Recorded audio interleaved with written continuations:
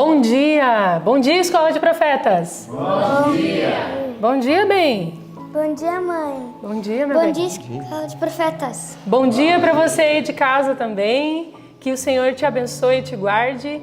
E mais um dia, lá na criação, o Senhor ia todas as tardes, né? Ter ali uma conversa, contato com Adão e Eva. Mas o sábado era diferente. Eles passavam o dia todo juntos. Então o sábado é isso para nós, né? É um dia para nós passarmos todo ele, né? Com a nossa família, com os nossos queridos, mas acima de tudo com o nosso Criador, com o nosso Senhor. Né? Bom dia, Escola de Profetas. Bom dia. Bom dia para você aí de casa. É um privilégio a gente ter a sua companhia cada manhã para aprendermos mais da Palavra de Deus. Nesse momento nós vamos nos ajoelhar e convidamos você aí também para se ajoelhar para nós falar com o nosso Deus.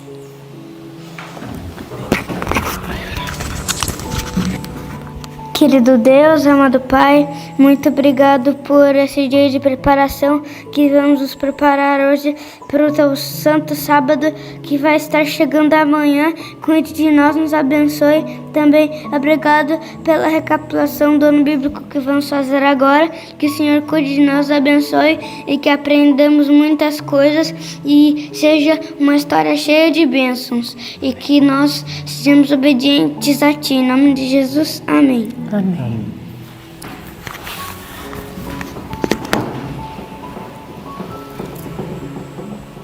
E agora então, chegou o momento de nós adorarmos o nosso Senhor, continuarmos adorando Ele. Agora com louvor, vamos louvar o nome do nosso Senhor, do nosso Criador, que é digno de toda a honra e toda a glória. Vamos cantar agora qual hino? 184. Quero ter Jesus comigo.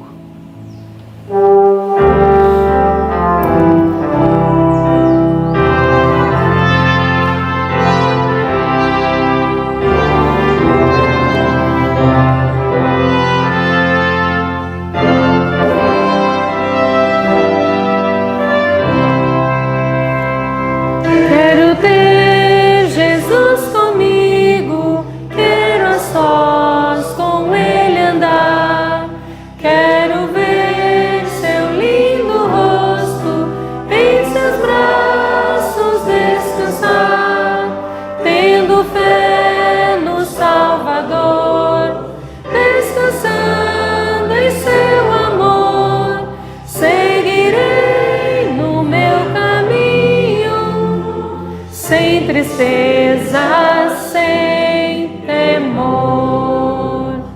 Quero ter Jesus comigo, frágil sou em minha fé, sua voz me dá conforto quando me vacila o pé, tendo fé no Salvador, descansando em seu amor, seguirei no meu caminho, sem tristeza, sem temor. Quero ter Jesus comigo, sempre aqui em meu viver, no lazer e no trabalho, no pesar e no prazer, tendo fé no Salvador, descansando em seu amor, seguirei no meu caminho, sem tristeza, sem temor.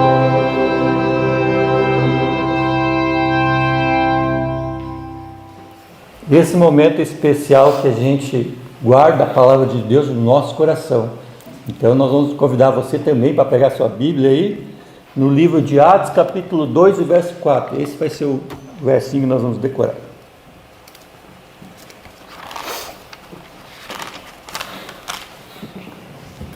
Muito bem, vamos no 3, conta aí bem. 1, 2, 3. Atos 2, 4. E todos foram cheios do Espírito Santo e começaram a falar noutras línguas, conforme o Espírito lhes concedia que falassem. Atos 2, 4. Atos 2, 4. E todos foram cheios do Espírito Santo e começaram a falar noutras línguas, conforme o Espírito lhes concedia que falassem. Atos 2, 4. Atos 2, 4.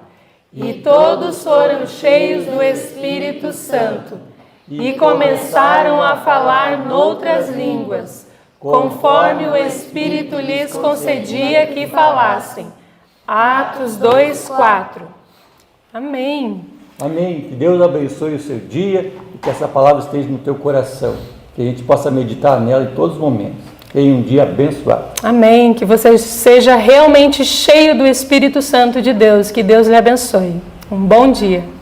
Olá, bom dia! Que bom te encontrar aqui, que bom que você está aqui de novo e juntos nós teremos a oportunidade de estudar a Palavra de Deus. Eu espero que você esteja gostando de estudar esse livro maravilhoso, Profetas e Reis. Já estamos no capítulo 7, né? Olha só o quanto a gente já avançou, né? Quantas coisas já foram lidas e aprendidas e entesouradas no coração. E sabe o que é mais importante? Que tudo que nós estamos aprendendo aqui nesse ano bíblico são lições práticas para a mudança da nossa vida. Veja como Deus ama você e Ele me ama também. Ele nos deu essa chance, essa oportunidade de termos essas instruções, essas lições para termos a chance de mudarmos a nossa vida. E hoje não será diferente. Hoje nós teremos de novo a oportunidade do céu de aprender e mudar a nossa história.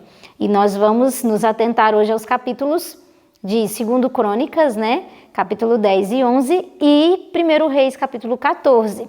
E junto a isso, o capítulo 7 do Profetas e Reis, Jeroboão. Então nós estamos aí, né? Acompanhando a história do povo de Israel. E aí nós estamos vendo, né? A glória, a pompa que seguiu, acompanhou o reinado de Salomão, mas agora nós estamos entrando numa parte não tão interessante da nação israelita. Nós estamos no início da derrocada, né? No início da derrota. Nós vamos ver agora o reino sendo dividido e só indo de mal a pior, principalmente o reino que ficou na mão de Jeroboão. E é sobre ele que nós vamos falar hoje. E eu queria que você pensasse, quem era Jeroboão? Quem era esse homem que, por a boca de um profeta, foi instituído rei sobre 10 tribos? Aqui, se você pegar a sua Bíblia e abrir aí no livro de 1 Reis, capítulo 11, verso 18, vai trazer verso 28, desculpa, vai trazer uma informação importante a respeito de Jeroboão. No início aqui vai dizer o seguinte, ó. E o homem Jeroboão era forte e valente, e vendo Salomão a este jovem que era laborioso, ele o pôs sobre todo o cargo da casa de José. Então, olha só, Jeroboão era um homem que se destacava, né? Inclusive, o próprio rei Salomão conseguiu enxergar as suas aptidões e o colocou como um chefe, né? Como alguém que regesse ali o trabalho ali do reino dele. Então, Jeroboão era alguém com excelentes capacitações. Inclusive, hoje no capítulo 7, trouxe algumas características dele. Que ele era apto, tinha um sábio discernimento, um sadio discernimento, tinha conhecimento de anos de serviço fiel, era capacitado para governar com prudência. Quanta coisa boa Jeroboão tinha, né? Que homem especial, e a Bíblia trazendo que ele era um homem valente, capaz, laborioso, esforçado. E aí Salomão olhou para aquele jovem e disse, esse menino tem valor, esse menino vale a pena investir, eu quero ele para mim, eu quero ele trabalhando comigo. E ele foi o homem escolhido. A boca de Aías, né, o profeta do Senhor, disse, o Senhor te deu, Jeroboão, 10 tribos, eu vou dividir a nação de Israel, deixarei uma parte na mão de Salomão, porque eu tenho uma promessa com Davi, eu cumprirei essa promessa, mas 10 reinos ficarão nas tuas mãos. Quando você olha para uma descrição como essa, você pensa assim, uau, agora vai dar certo, porque o homem certo foi escolhido para o momento certo, vai funcionar. Só que a história de Jeroboão é uma história um tanto intrigante.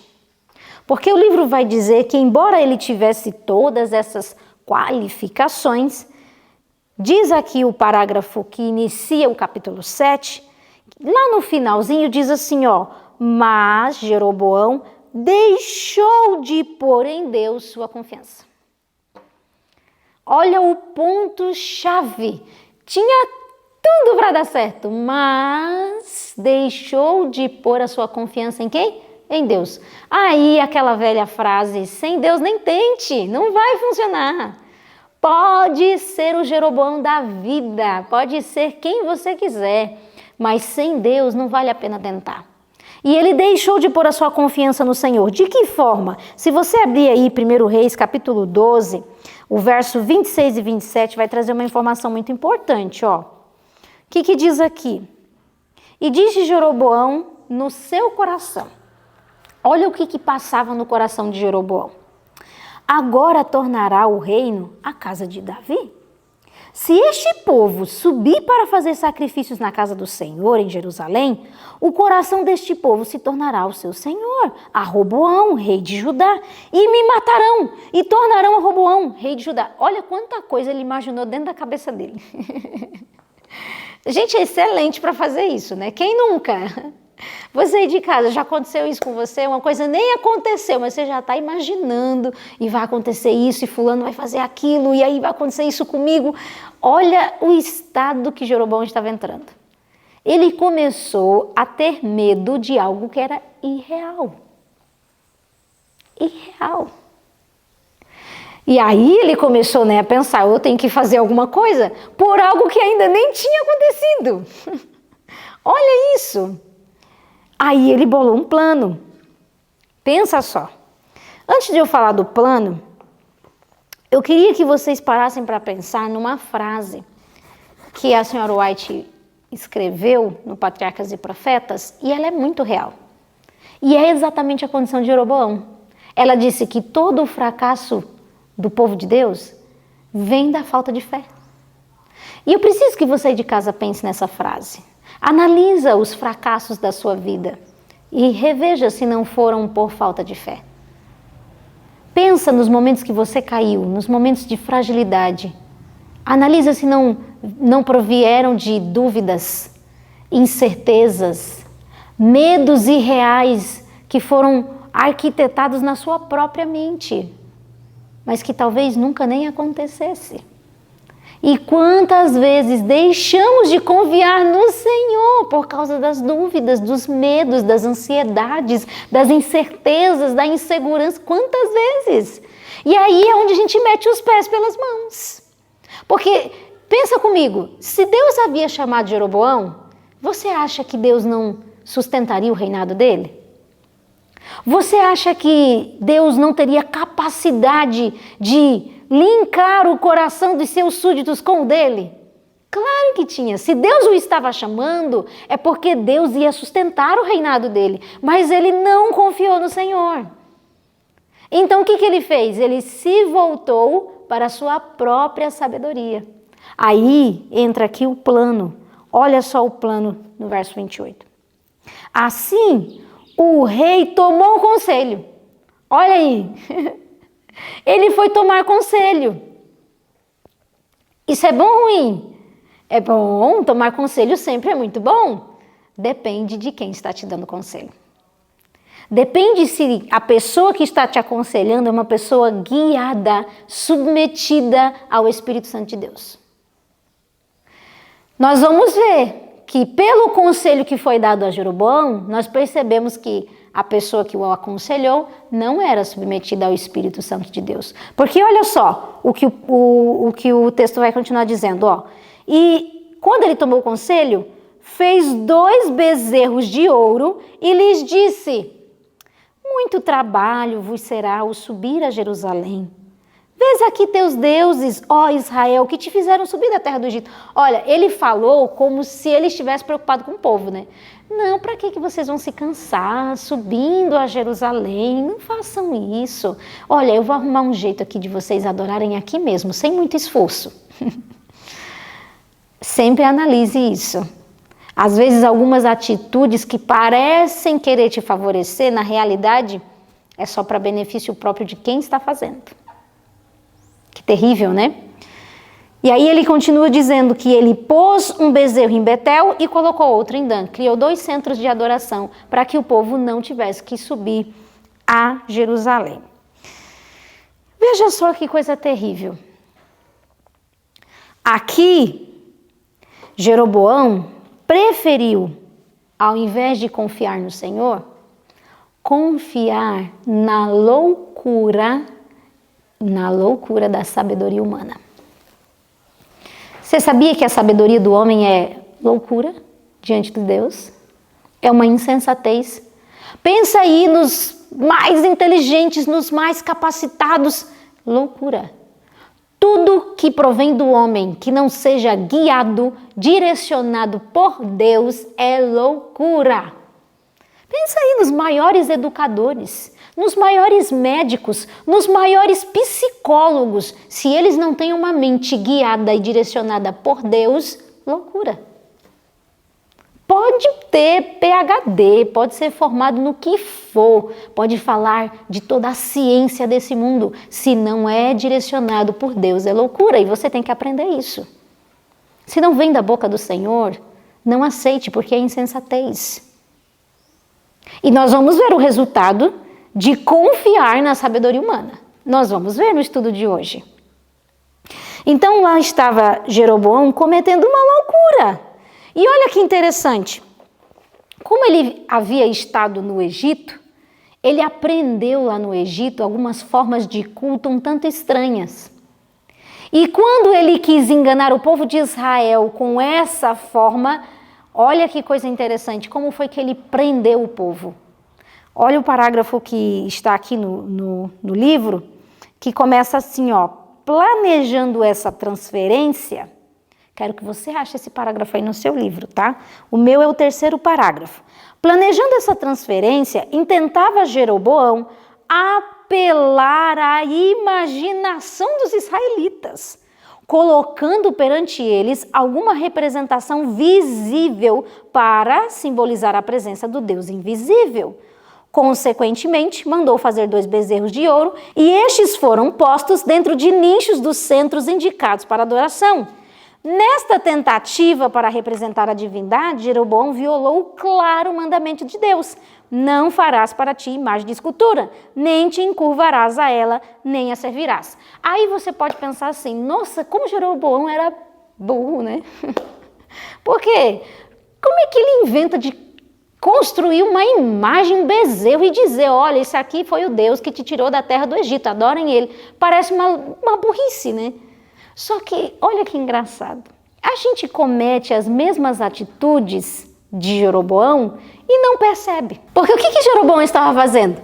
Ele estava pegando algo que Deus condena, colocando uma roupagem cristã e esperando que Deus aceitasse aquilo. Aí eu te pergunto, você vê isso acontecendo nos dias de hoje? Talvez você não veja bezerros aí levantados e pessoas se encurvando a esses bezerros. Mas e quantas vezes nós pegamos o ato da adoração e pegamos algo que Deus não se agrada, colocamos uma roupagem nova, uma roupagem cristã, disfarçamos aquilo e esperamos que Deus aceite. Porque a gente pensa que a adoração é ofertar o que a gente gosta, o que agrada ao nosso coração. Mas não é. A adoração não se trata do que eu gosto, do que eu quero, do que eu acho que é certo. A adoração se trata daquilo que Deus já estabeleceu. Aqui diz que era claro, Deus já tinha estabelecido que não era para fazer bezerro de ouro nenhum, imagem nenhuma, mas era o que agradava, o que apelava à imaginação, o que apelava aos sentidos. Satanás ama apelar aos sentidos.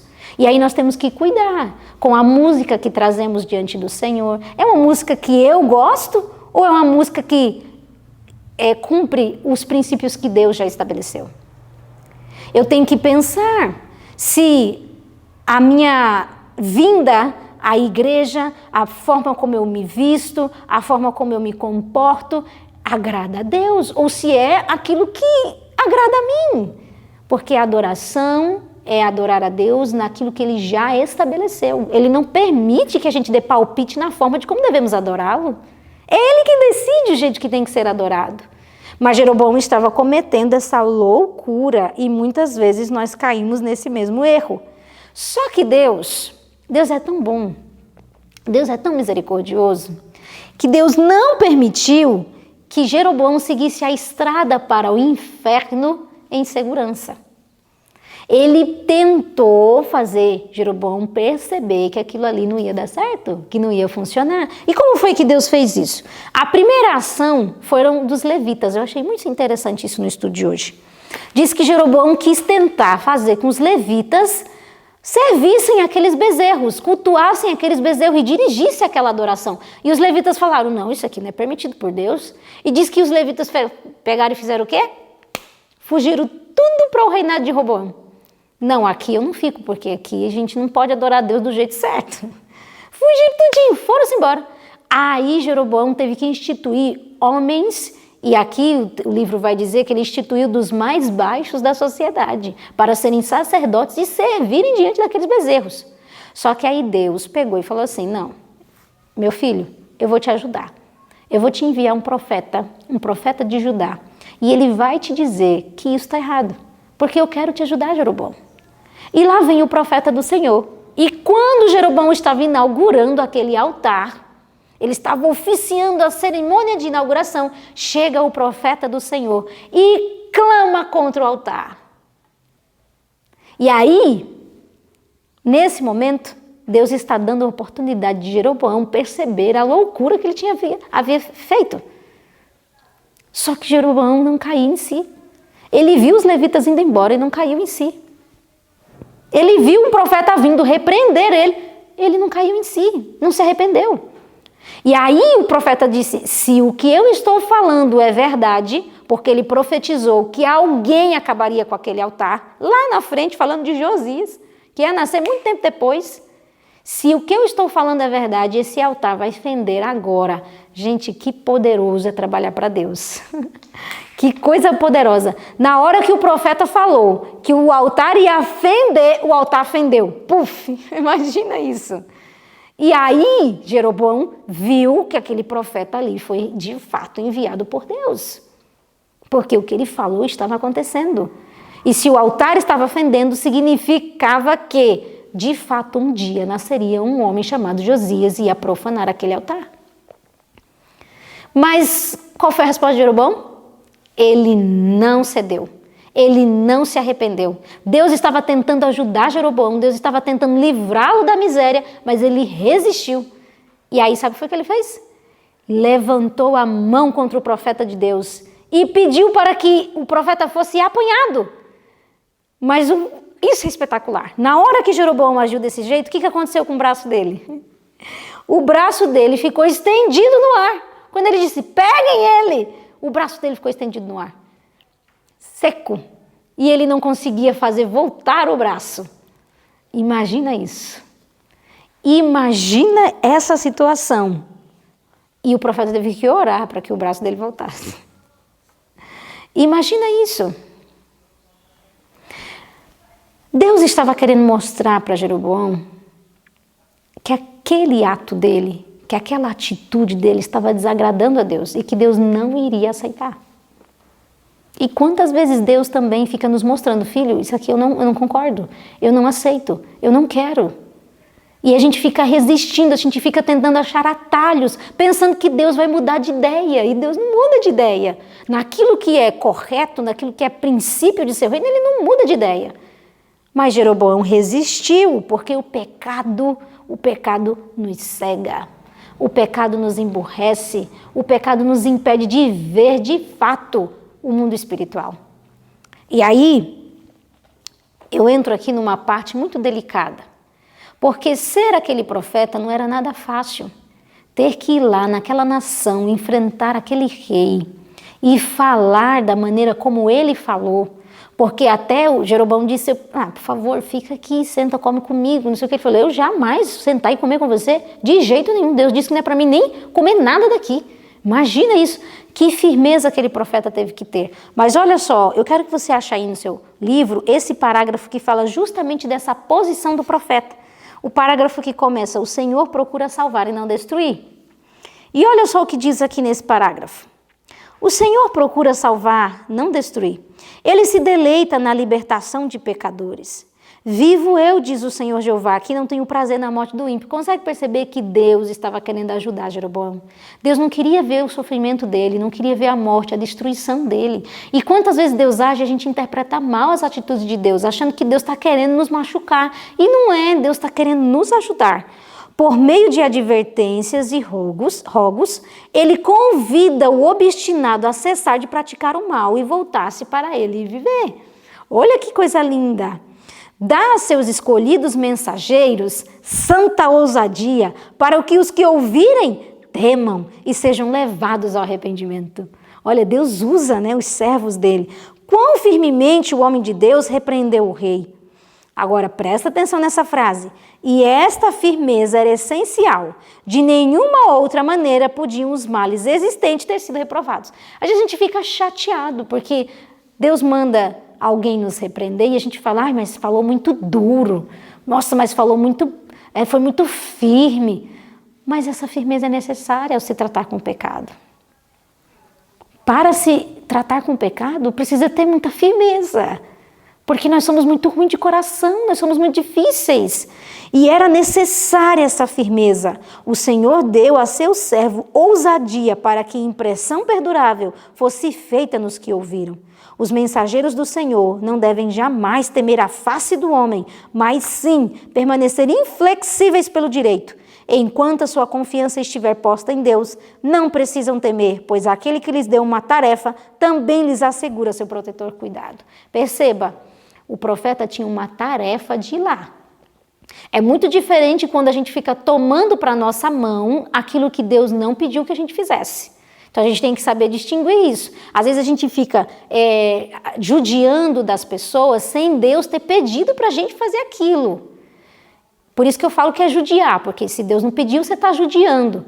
Então o profeta ele estava cumprindo exatamente a tarefa que Deus tinha pedido para ele. Então nós temos que aprender a distinguir isso. E Deus deu a ele santa ousadia, firmeza para repreender o pecado. E isso se faz necessário quando a gente trata com um pecador.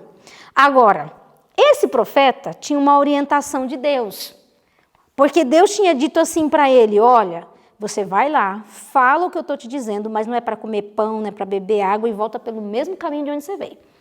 E aí o Jeroboão, quando viu que o altar fendeu, a mão ficou lá no ar e ele ficou apavorado. Ele falou, por favor, profeta, por favor, vem comigo, fica aqui comigo, eu quero te dar um presente. Ele quis meio que reparar ali aquela situação e o profeta disse, jamais, Deus me deu uma ordem clara, eu vou voltar pelo mesmo caminho, não quero conversa. E foi embora. Olha que coisa interessante, ele foi firme a princípio, porque quando um erro é gritante, a gente fica alarmado, e a gente fala, não, jamais eu faria isso. E aí a gente não cai, porque é uma coisa muito gritante, é uma coisa muito evidente aquele erro. Era muito evidente que aquilo estava errado, porque Deus havia dito para ele. E o rei estava pedindo para ele ficar. Então ele falou, não, jamais, não vou cair nessa. Só que Satanás, ele dá um jeitinho dele de nos enganar e fazer a gente cair naquilo que a gente não cairia com um erro gritante. Olha só o que aconteceu. Enquanto o profeta de Deus, o profeta de Judá, estava indo embora, apareceu um homem, um ancião, dizendo que era profeta. E dizendo não só que era profeta, dizendo que um anjo tinha falado com ele. Olha só, eu quero ler isso aqui para você. Está aqui no parágrafo que começa, bom teria sido ao profeta se ele tivesse se apegado ao seu propósito de retornar sem demora à Judeia. Enquanto viajava por outra rota, foi surpreendido por um ancião que se declarava ser profeta e que se representou falsamente ante o homem de Deus, declarando, também eu sou profeta como tu. E um anjo me falou pela palavra do Senhor, dizendo, faze-o voltar contigo à tua casa, para que coma pão e beba água. Olha, se fosse com você teria caído? Por isso que eu disse, quando um erro é gritante, a gente, né, se alarma e fala, não, eu não vou fazer. Mas e quando é algo sutil? Era um homem se dizendo profeta e que um anjo tinha falado com ele. Exatamente o contrário do que Deus tinha dito para ele. E olha que o parágrafo termina dizendo, insistentemente a mentira foi repetida. Ele ficou falando a mesma coisa, até parecer que era verdade. O convite inculcado, até que o homem de Deus foi persuadido a voltar. Olha que sério é isso. Essa é a estratégia do diabo. O diabo fica repetindo uma mentira por muito tempo, até ela parecer que é verdade. Ele fica inculcando na nossa cabeça para fazer a gente cair. E você tem que ser esperto. Por quê? Por mais que ele se dissesse profeta e que um anjo tinha falado com ele, a mensagem dele era duvidosa. A mensagem dele ia contra o que Deus já havia dito. E se Deus falou, está falado. E o profeta caiu, voltou. Sabe o que foi que aconteceu? Extraordinariamente, enquanto aquele profeta comia, o falso profeta recebeu a inspiração do Senhor e pela boca do próprio falso profeta veio a condenação. Ó, profeta rebelde, você não obedeceu ao Senhor, você se levantou contra Deus, pois pronto, sabe o que vai acontecer com você? No meio do caminho você vai morrer. Olha que coisa terrível. E aí, você lendo um relato como esse, você pode pensar assim, nossa, mas ele foi enganado. Por que Deus não poupou ele? Que maldade. Por que Deus não tinha que ter pena dele, coitado? Olha só o parágrafo que começa. A penalidade que alcançou. Esse parágrafo me impressionou muito, porque olha as palavras que foram escolhidas.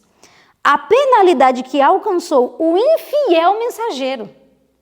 Olha, Deus enxergou aquele profeta de Judá como infiel. Embora que ele foi lá, ele deu o recado para o rei, ele fez exatamente como Deus tinha dito.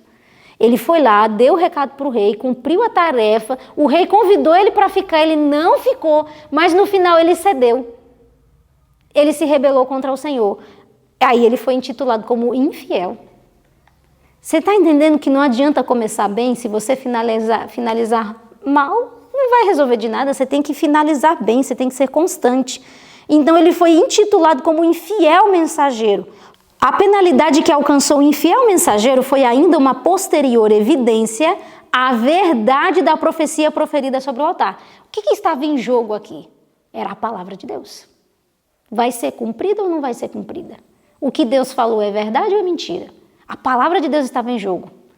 E se, olha só o que o texto continua dizendo, se após desobedecer a palavra do Senhor, ao profeta fosse permitido ir a salvo, o rei teria usado esse fato numa tentativa de vindicar sua própria desobediência.